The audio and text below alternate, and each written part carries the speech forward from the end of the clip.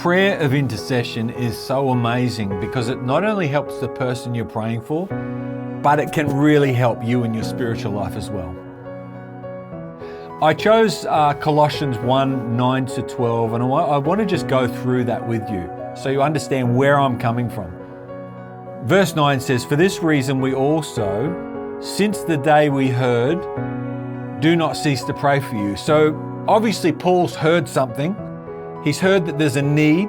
He's heard that someone needs prayer, and he does not cease to pray for you. This is part of intercessory prayer. We need to be constantly praying for whoever we need to pray for.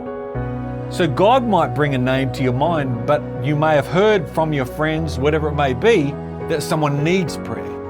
When you're at the gym, when you're walking to work, when you're walking home from work, whatever you're doing, there's always time to pray.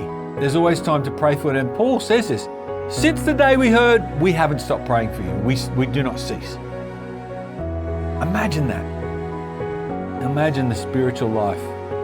To ask that you may be filled with the knowledge of His will in all wisdom and spiritual understanding. So whatever that person's going through, they will understand God's will in spirit, in wisdom, in all wisdom and spiritual understanding. So a lot of things that happen to people, they blame God for. They go, God didn't protect me, God didn't do this, God didn't do that.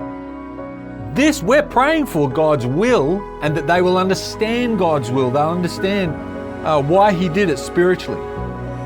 They'll have wisdom why He did that. And that's what we should be praying for, that you may walk worthy of the Lord, fully pleasing to Him, being fruitful in every good work and increasing in all knowledge.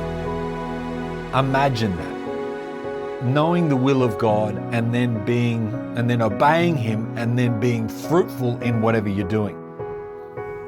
Intercessory prayer is such a powerful thing in that area. So spiritual wisdom and understanding, living a life that is worthy to the Lord and strengthened in all power and understanding. So then it goes, strengthened in all might according to His glorious power for all patience and long suffering with joy. We all want joy. We all want patience. We all want long suffering. Giving thanks to the Father who has qualified us to be partakers of the inheritance of the saints in the light. God has given you the right.